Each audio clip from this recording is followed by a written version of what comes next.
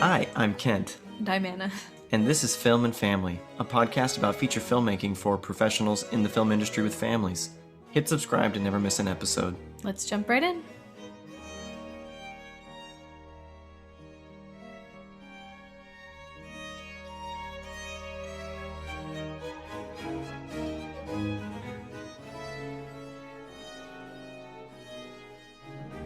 Okay, today we're going to talk about becoming by overcoming and what that means.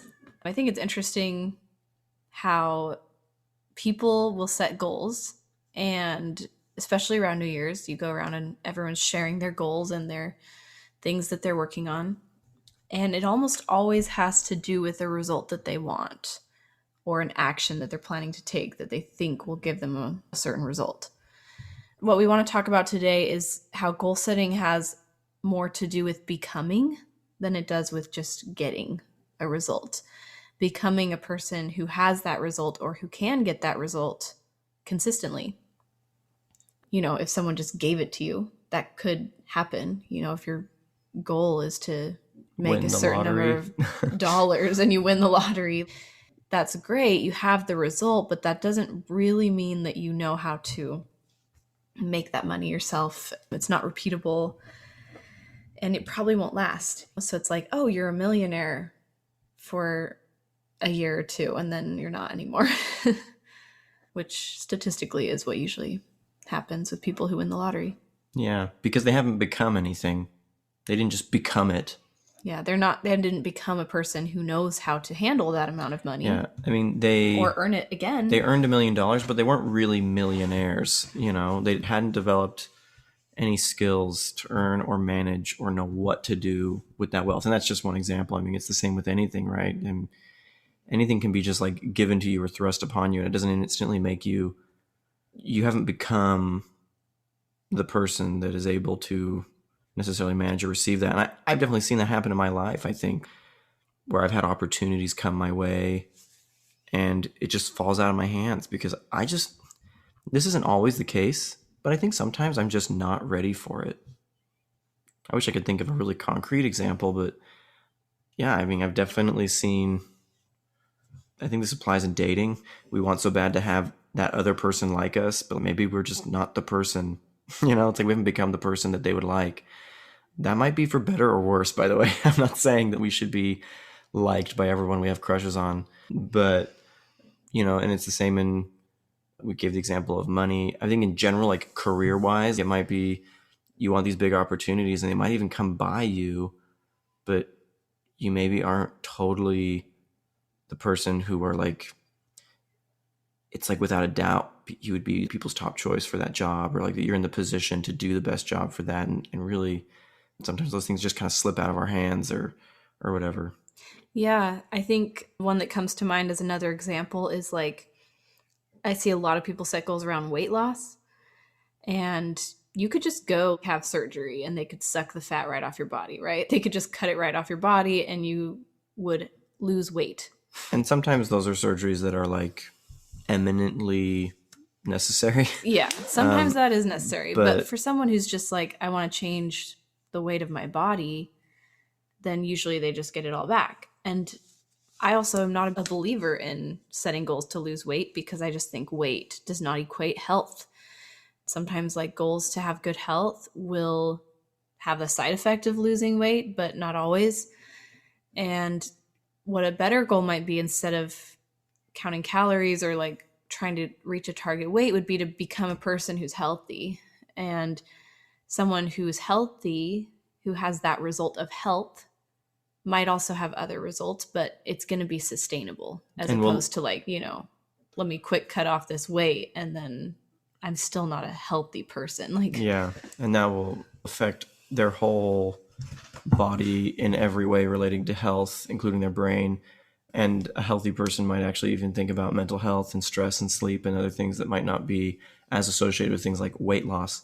And whatever your body's healthiest weight is, usually a healthy person will be at that weight, assuming everything's functioning properly, which isn't always the case. But these results usually come when you focus on becoming as opposed to just getting. So Yeah. Yeah. So if you think about goals that you're working on right now or goals that you've set in the past, I think it can be really helpful to just kind of turn it into a focus on who do I want to become and what does that person's life look like and how do they act in different situations. If you can get a really clear vision of future you, the person who has the skills that you want to have, has the results that you want to have, and start becoming that person now, practice being that person now and responding to situations you would as you would if you were that person, then that's going to be a great way to move forward towards that goal, because really it's all about becoming, and the person who becomes that has the result naturally because they're doing the things that people do that have that result, if that makes sense. something that comes to my mind is that life isn't always fair, and that sometimes the people who are best for jobs don't get them. And there are some things that are outside of our control. But on the flip side, something I've also come to realize is that the world is huge. And what I mean by that is, like, it used to be that if you were a celebrity, you kind of commanded this incredibly unique position. But nowadays, not most people, but a lot of people are celebrities. Like YouTubers who are not household names will have thousands of people that very closely follow them, and even just contractors of various kinds, like, for example, shooters for hire, like DPs or whatever. They have enough people that know who they are that, like, some opportunities will slip by, but like the world is so full of demand for so many things that when you get really good at something, especially if you get to be at the top of your sort of peers, there's just so much work that it's like, yeah, some opportunities will slip by, some unfair things will happen, and some opportunities will be foreclosed against you because of reasons that are totally inappropriate, whether it's because of your race or because of your religion or because of your gender. But I really do believe that it's just when we become this discussion that we're having, when we become what it is we want to become, the results will come into our lives. That might take some time. It might feel like it takes longer than it should, quote unquote. But really, I don't think it does. I think that when we focus more on becoming, then it happens when it needs to. When we truly are able to give the value that people need, we start to get those results, whether that's career related or totally unrelated to career. Yeah, and I think we often don't actually know what that person is, who that person is that we're going to become or meant to become. I think sometimes we see someone else and think, oh, I want to be like that person, but your journey is going to be unique. And often people find as they look back that their greatest problem, their greatest struggle had a lot to do with their purpose, their unique way that they could help people. Because when they finally learned to overcome that struggle, that obstacle, they could then turn around and help other people who are in the same situation or a similar situation, or share something unique that not most people would know about because of the journey that they've gone on. And so I think that often our struggles come to define who we become and become crucial to us becoming the people we become. And that can also be related to other people's struggles. I think that when we go into an industry or we start to guide our lives and we look at the world and what we want to see change in the world, we might see needs, not just in our own lives or in our own struggles, but in other people's lives. We might see a huge market for something, not because we're out looking to make a big buck, but because we're perceptive to people's needs. And so it's that thing about focusing less on getting opens our minds up to the needs of others. And I've been thinking a lot about Russell M. Nelson, who is a renowned heart surgeon back in like the 50s and 60s. He was developing heart surgery, and really before he was even a practicing surgeon, he was working on research teams, and they were developing the first heart-lung machine, or something that oxygenates and maintains blood flow to the heart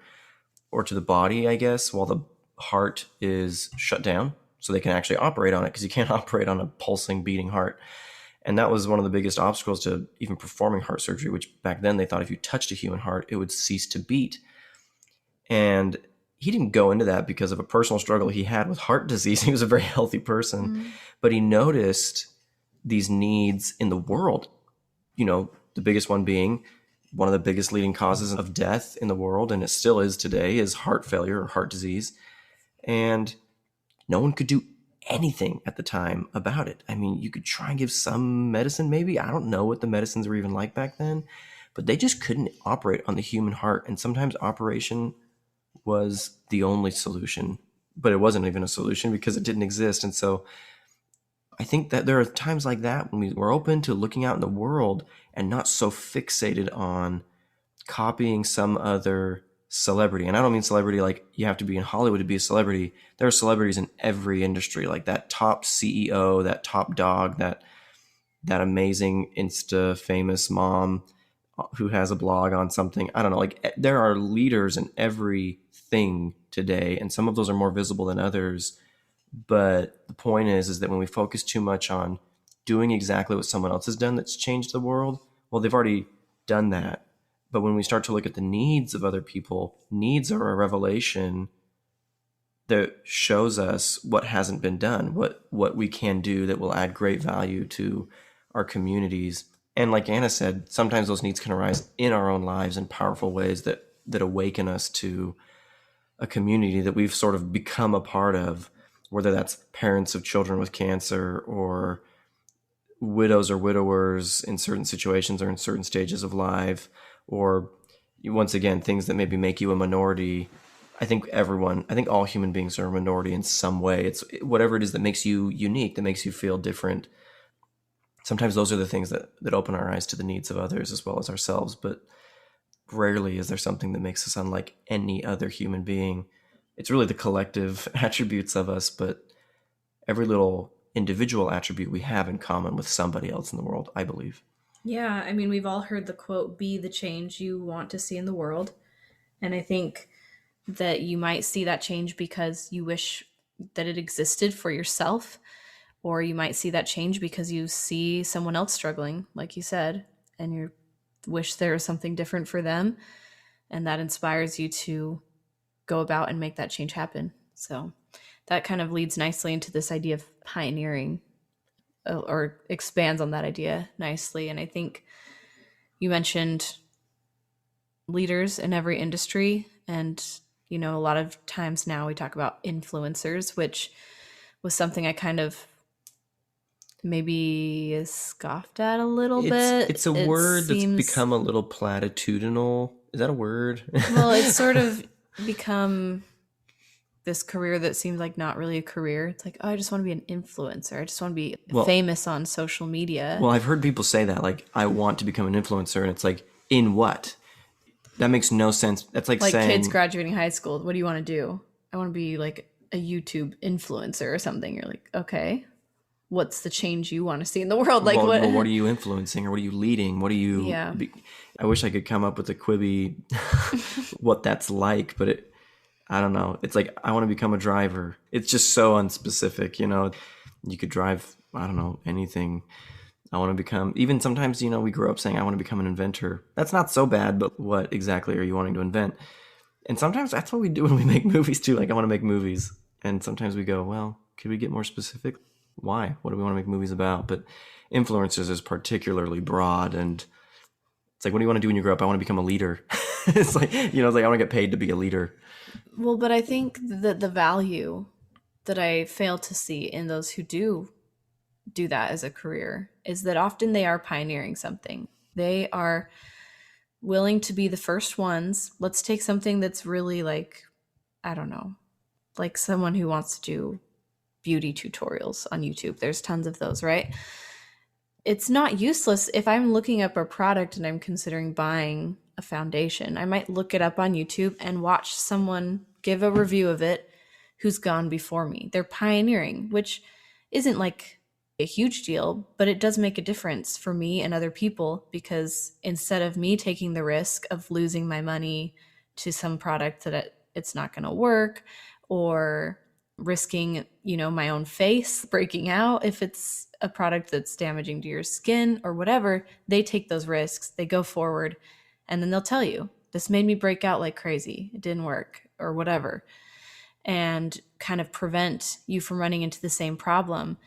And I feel like I only started to understand this when I started to do it myself in certain ways. We made our feature film and said, we're going to make a feature film in 8-hour days, and we're going to do it in a different way. And we're going to try things that we don't know if they've really been tried before. We don't know how they've been tried before. If someone has tried them, I don't know where they've shared it.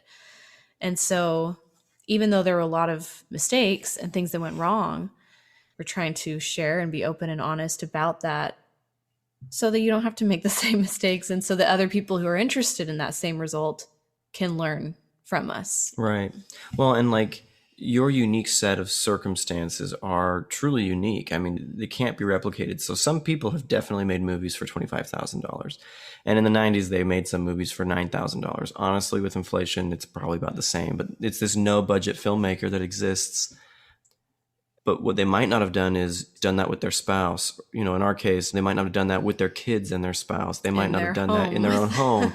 Like we did that very close to home. We did this really interesting feature film. And if they did, they might not have shared it. And maybe that's not relevant for everyone, but it's that thing where it goes back to this point I was trying to make about the world is so big. You might think, well, if I'm too specific, if I'm too personal, who on earth would think that that's interesting or relevant to them? And it's, well, kind of mind-boggling, but there are over 7 billion people on this planet.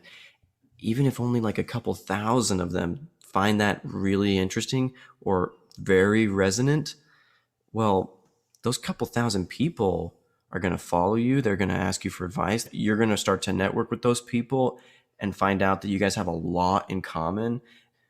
And then suddenly you find yourself in this community that is extremely cultivating because you start to find this commonality that actually is very powerful. And so I think when you do get very, very personal and you combine, once again, all the things that make you unique, people will start to connect. You'll start to connect with people, whether that's people buying or paying to watch your films or following your whatever you're sharing or looking to hire you to do something else. If you're a DP or an actor or director or writer or whatever, people start to see you for the uniqueness that you provide and the perspectives that you have. And suddenly you'll find yourself being singled out by people, and you're not just trying to copy what everyone else does and then hustle. You are leading the way through a path that someone exactly like you has never navigated before. Yeah, Austin Kleon says you are the common denominator between all the things that are interesting to you. And all the things that you do. Yeah, you don't curate you don't your work. have to say, I'm going to be like this person, I'm going to be like this genre, I'm going to try to be a certain style. You just do all the things you like to do, and that becomes your style. Yeah. It's you are your style. You are your what genre. is in common with all those things. Yeah. But something else to think about in terms of pioneers that jumps to my mind is, once again, this comes from the biography of Russell M. Nelson that I read recently, where it says that surgeons sometimes lose patience, but pioneering surgeons lose more. And I just found that to be really profound when I read that. It seemed like such a simple, maybe obvious statement, but that's part of the price of being a pioneer. That's part of the price of being an influencer or a leader, is that when you walk the path first, you will have struggles and trials and even greater losses than the people around you or the people that will follow you. You lose more so that you can save more. Yeah. And that was something that he experienced when this family with 3 children with the same heart defect, the first one died. They brought the second one to him and begged him to operate. He recommended over and over again to not do the operation. He said that it wouldn't work. And they begged him to operate. It was the child's only chance. The child was going to die. And he did his very best and operated, and the child died. And then they brought back a third child and said, and the same scenario, right? He said he did not recommend surgery.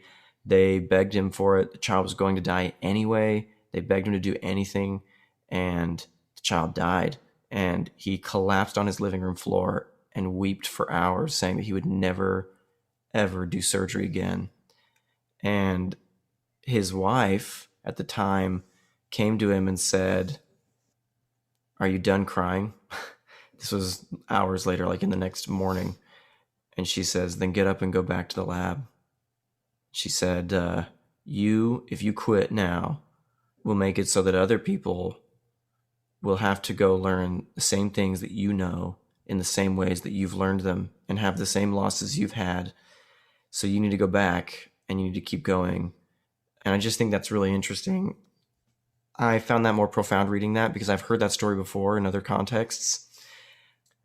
But this time around, it was after we'd shot this film. And I openly said it several times that I was never going to do this again. I said it to Anna. I said, I don't think I'm going to make movies anymore. I'm not doing this anymore. I'm not going to do this again. And it's just way too hard on the family. It's not making us killer money yet. There's other things I'm doing that are actually bringing in much more money.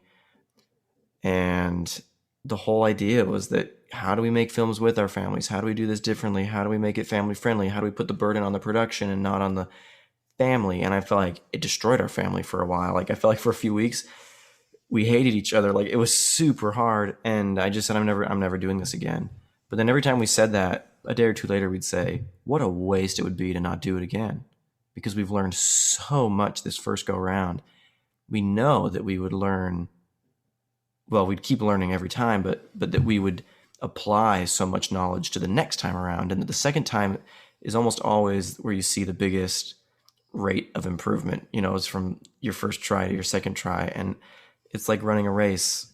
I never dropped more time than I did on my second race because, your first race is just abysmal.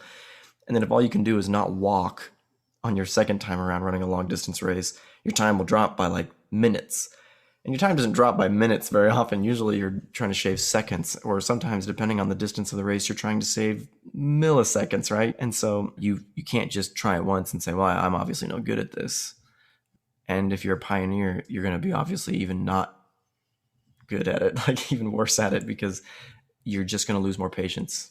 I think that keeping that in mind, like remembering that you can help other people with what you've learned, makes it more worth it. If you can help one person, it feels worth it, especially when you're in it and it's super hard and you think, if I could spare one person this pain, totally worth it.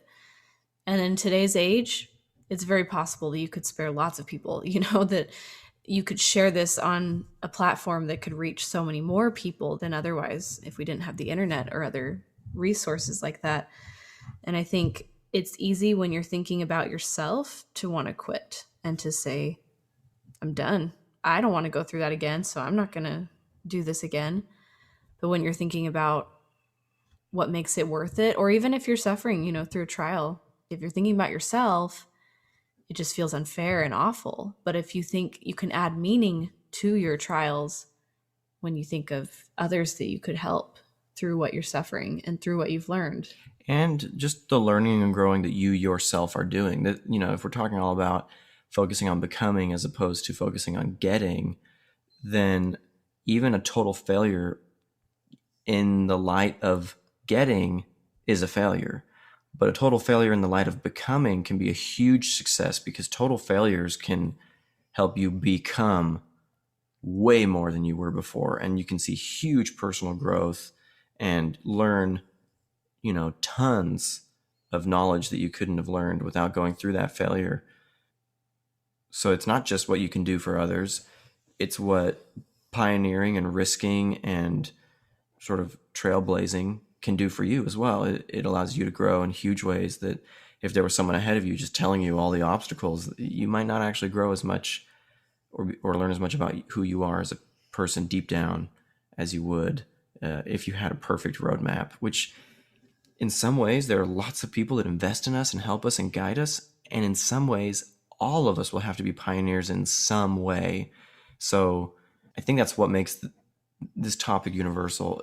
It reminds me that, like, in Christianity, the doctrine is that Jesus Christ was the infinite ultimate pioneer, and that he was the first to overcome death so that resurrection could come to everyone.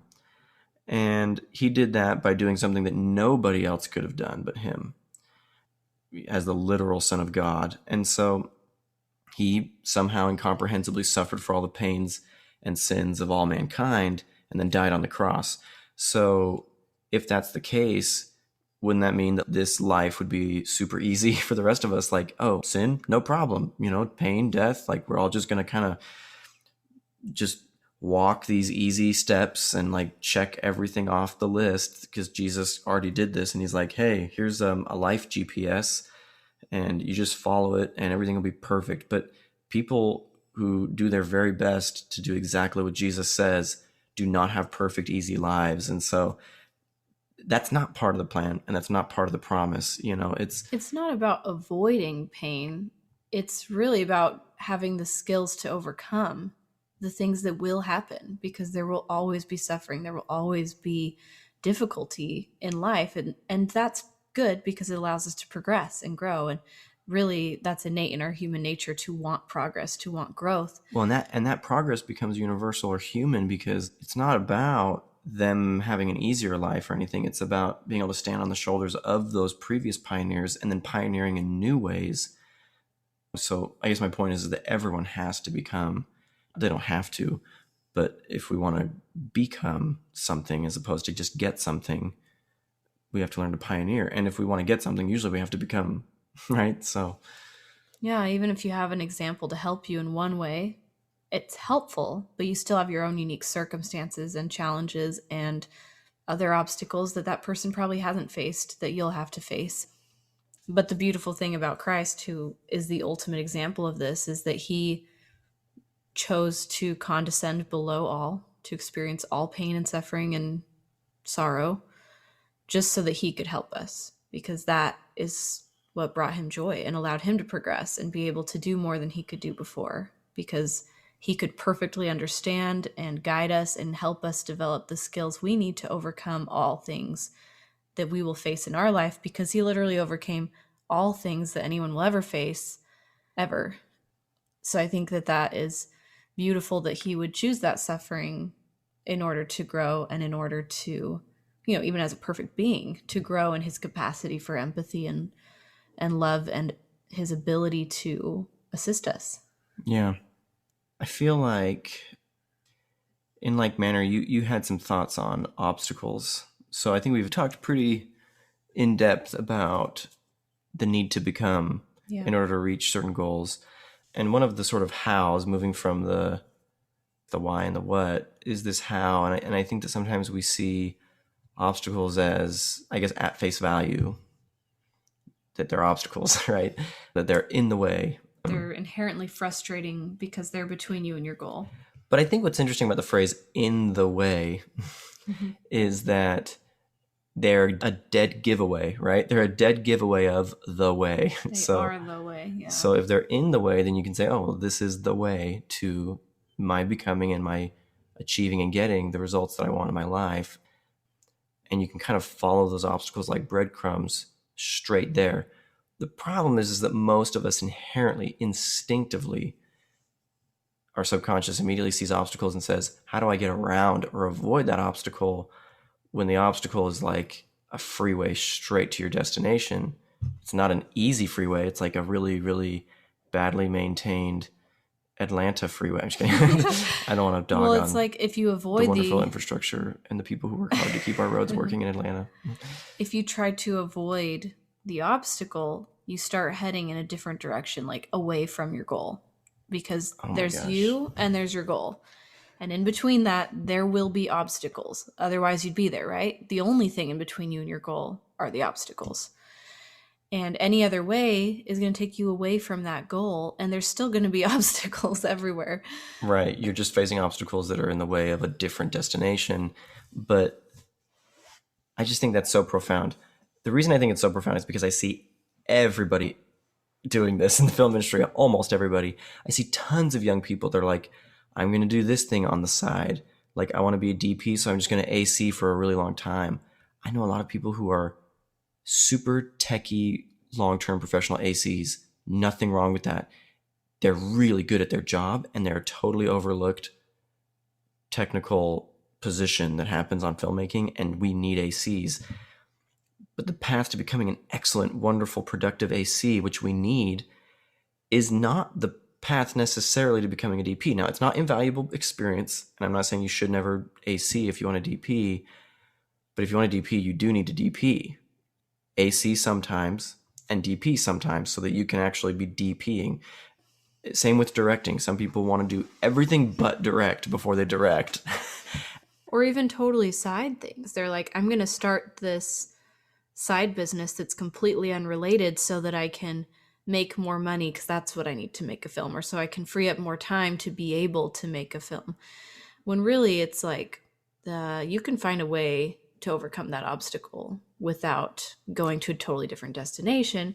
Now, maybe that's the way you overcome that obstacle, but often you might get headed down that road and forget where you were going. Well, and not just that, but the danger isn't necessarily in having a plan that takes an interesting road. Like I said, ACing is not going to ruin your cinematography career. It could be a totally valid thing. Waiting tables or starting starting side businesses or getting some cash flow is also not going to ruin your film career. And sometimes that might be exactly what you need to do at a given point in your life. The problem is that sometimes in our brains, what we're doing, because the how doesn't really matter as much. The problem is that in our brains, what we're doing is we're not giving ourselves permission to do a thing that we really want to do, and we make up rules for ourselves and say we have to do these other prerequisites first, which might be totally fictional. We might just be making those things up. We're just pretending almost, but we just aren't willing to give ourselves permission to do that other thing because we're afraid of looking like fools or being ridiculous or being judged or what other people will think or what we'll think or even just making a film that just does not meet the standards that we want it to meet. But making a film that doesn't meet the standards that you want it to meet is usually the actual prerequisite to making good films. And sometimes we look at young people and think that there's prodigies or proteges, I guess prodigy is a better word. And I think that a lot of thought leaders in this particular field are starting to call that out. They're starting to say, listen, Damien Chazelle's first film was not Whiplash. Some people think it was, but he wrote tons of scripts for hire.